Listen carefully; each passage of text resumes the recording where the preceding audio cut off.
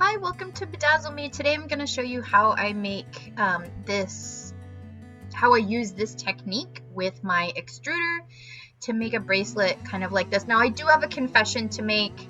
I cannot find the footage of me extruding these particular beads.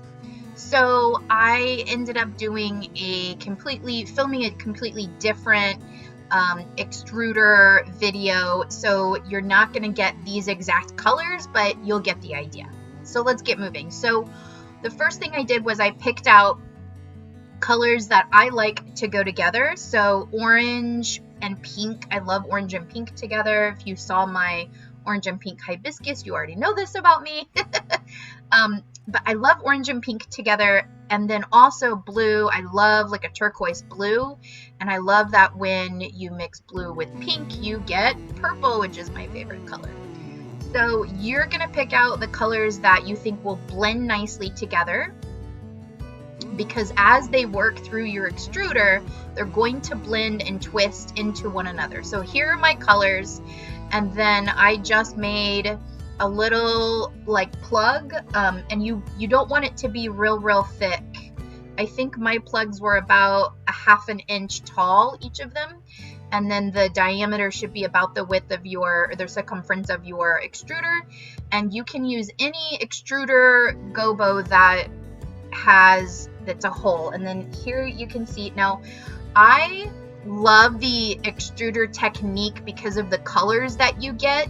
I absolutely hate using an extruder because my hands are really weak. You can see that on my extruder, I have wrapped a ton of grip tape around it to make it easier for me. I don't know if it's because I have MS or what, but I suck at using an extruder. If anyone knows about a motor, right? Like getting a motor for my pasta machine was like a complete game changer for me. So if anyone knows of a motor for an extruder, please let me know. Now, as you can see, the little snakes come out. I tried my best to show this, but because working the extruder is so hard, I apologize, I go off screen a lot. But you can see the pink and the blue blending together, and sometimes there's this purple that comes out. And this magic right here is why I love using this technique, even though it really hurts my hands and makes me sweat. A really fun part. So I have my little snakes all extruded out through my extruder, and these are the pieces that I get. Then I chose orange. You can use scrap clay because this part really isn't going to be seen. And you can see me using my tissue blade to just break up some even pieces. It doesn't have to be exact. And then you roll these into little balls.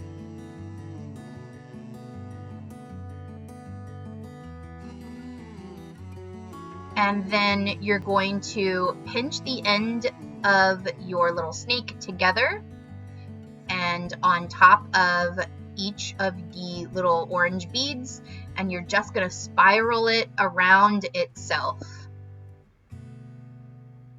Now, as you're working, you want to make sure that each round that you're wrapping touches the round above it, so there are no gaps, so you can't see the bead underneath. And you can start to see it take shape. And then as I'm noticing on my snake, as I'm noticing the purple come into play, I rotate the snake so that the purple is going to be seen, because on one side of the snake it was a little more blue, and on the other side it was a little more purple. And I wanted you to be able to see the gradient in that color and how it changed. And you can see it changes from blue to purple to pink. Now, as you're working, you want to make sure that each round that you're wrapping touches the round above it, so there are no gaps, so you can't see the bead underneath.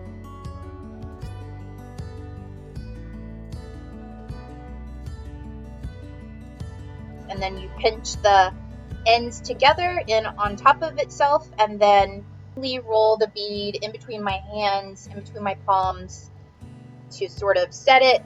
I like to use my needle tool to poke a hole for my bead right through both ends. So where we started our snake and where we ended our snake. And see, you can see here I'm working on the next bead.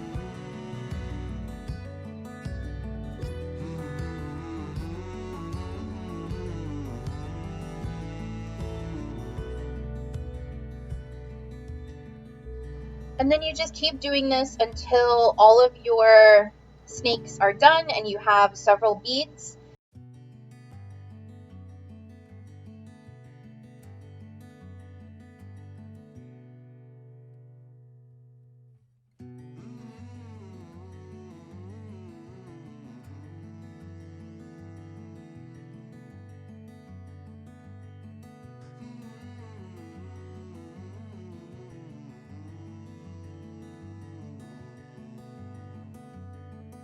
Right, so I am back. I have baked my pieces and I wanted to show you how they came out.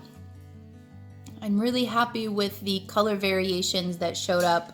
I think it's so pretty. If I can get it to focus here. Here we go. I love how this sort of this blue that fades into teal, that fades into this green, and then to the pink and the purple. I just think it's so pretty. So now I'm gonna string these up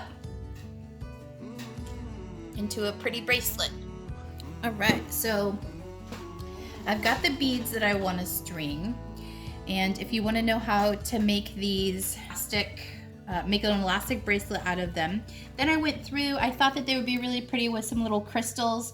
So I went through my crystals stash and found what I thought would be some pretty colors that match. You want to start placing your bead, and I like to order mine in order of larger to smaller, because when you're making your bracelet, you either want all your beads to be one size, or you want every other one to be like a very distinctive difference, or you want them to fade in size. I know that my wrist is about 6 inches around, so I clearly have way more beads that I'm gonna need, but that's okay because I wanna put so the next thing, once you have it all lined up, you wanna go through and see which ones you like the best, and maybe eliminate the ones that maybe aren't really your favorite. So once you have your beads sort of spaced out here, then what you want to do is you want to think about your spacer beads. So I chose, there are bead caps out there. When you're dealing with this kind of a bead though, I don't want a bead cap for this particular project, because what a bead cap is going to do, it's going to cover up a significant amount of the ends of my beads. And these particular beads have a lot of detail on the ends of them. So I want to use spacer beads that are really going to make my piece pop and that are going to show off the ends of my beads. So that's why I chose to use these small crystals that are not going to obstruct the view of the ends of my beads. So once you do that, then you want to kind of see how you want your beads to go together. And I have 12 here, and so that's divisible by 3, so maybe it would be a fun idea to put, you know, a spacer bead, a crystal every 3 beads. Let's see what that looks like.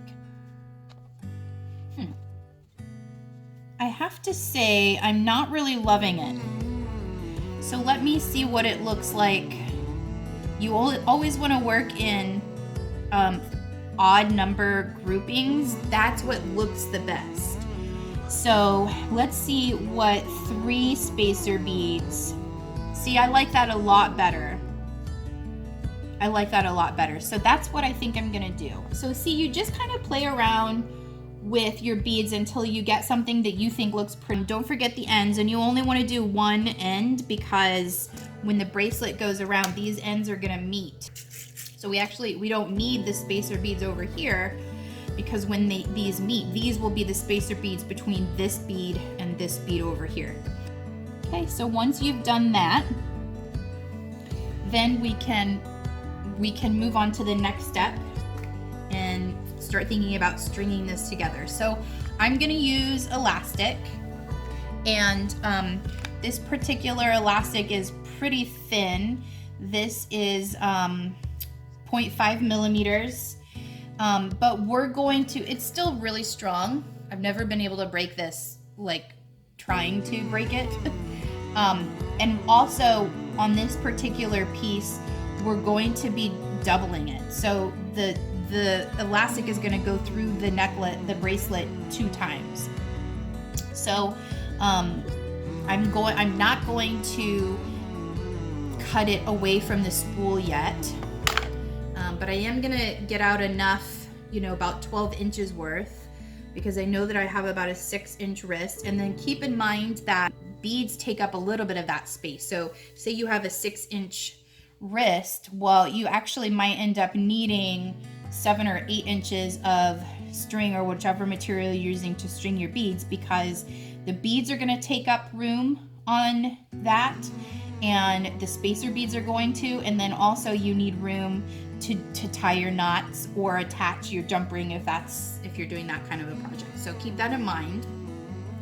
And then I'm gonna just start stringing these on, and it doesn't matter. You can start at whichever end you want to.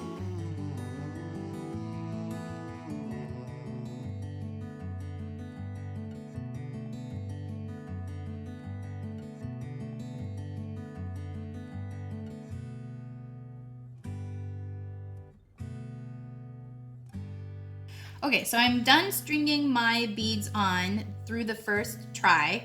Now I'm gonna pull the tail of my string here and make sure that it is at least as long as the threaded bracelet itself. And what I'm gonna do is I'm going to start back again, thread this through again in the same direction I just came. So I'm not going back through this way, because that will just unthread the thing.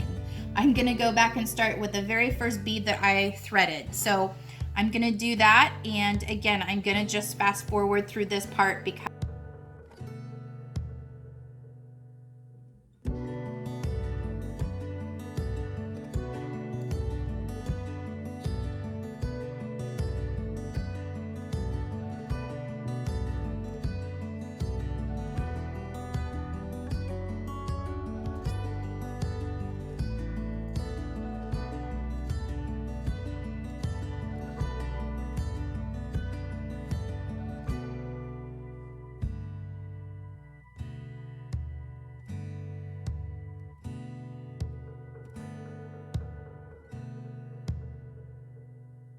okay, so now I have gone through the bracelet twice in the same direction, and I'm back to the beginning where I started, and I can tell that because the tail is coming out here, and is the tail and the mouth, I guess you could call it, or head, are right next to each other. So now what I'm going to do, now it's safe to go ahead and clip off my the elastic from the spool, and I want to leave about, I like to leave about 2 inches. It's a little more than 2 inches, but that's okay. And you can do that on both sides.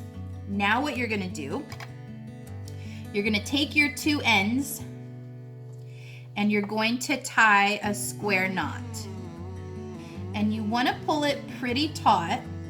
However, you want to make sure that there is still give in your bracelet. See how I can move it around and it's pretty flexible? If I were to pull these tails too tight, the bracelet would become very stiff and rigid and wouldn't move around freely like that. And you don't want that. You want your piece to be able to sort of have this flexibility in it to move. It's going to be more comfortable and it's going to look better on the wearer. So now what we're going to do is we've tied 1 square knot, and you can see that the knot that we tied, so the knot that we've tied is just on this strand itself. This strand over here, the bottom strand, is completely free of a knot. So we're going to tie this knot let's put 2 in there. Sorry that I went off screen again. Ugh, I hate it when that happens. So it doesn't come undone again. And again, still loosey-goosey with the piece. Then what we're gonna do is we're going to wrap our tails around the strand, both directions, both tails around the strand like so that we have now picked up that bottom strand. So they're right next to each other now. Now we're gonna tie another knot. This time, so we're gonna tie our first knot. This time we're gonna tie a double knot, but when we go to tighten the second knot, we're gonna put a dab of glue right there. So see, there's my second knot, and before I bloop, tie it fully tight, I'm gonna put a dab of glue right here. So you basically tie 2 knots like you're getting ready to tie your shoe, a square knot and then double it, so 2 knots. And you put a dab of glue on that knot and then tie 2 more. Again, sorry I went off of screen. I hate it when instructors do that. The dab of glue goes between the first pair of square knots and the second pair of square knots, right before you pull the second pair taut against the first pair. And then we can pull that knot closed. And maybe one more just for good measure. Now, that knot is covered in goopy glue, and that is okay because now what we're gonna do, we're gonna cut the tails off as close to the knot as possible. Go. Make sure that the glue is covering the knot. Then what I'm gonna do, see this bead right here? I'm going to move this bead over that knot. And then you want to clean up any excess glue that's there. But now what you have is, see, you can see the glue inside that bead. So when that glue dries, this bead is going to dry over the knot. It's going to help protect the knot from getting rubbed and possibly coming undone. And it's also going to hide it. So when you're looking at your finished piece, you cannot tell where the piece starts and where it ends, which is the beauty of it. So there you go. I think it came out really, really cute. I can't wait to wear this. If you have done a similar project, please leave me a picture in the comment section. I would love to see it. Here is our beautiful and adorable finished product. Again, I hope you really like it. I had so much fun getting bedazzled with you today, and I hope you'll join me next time.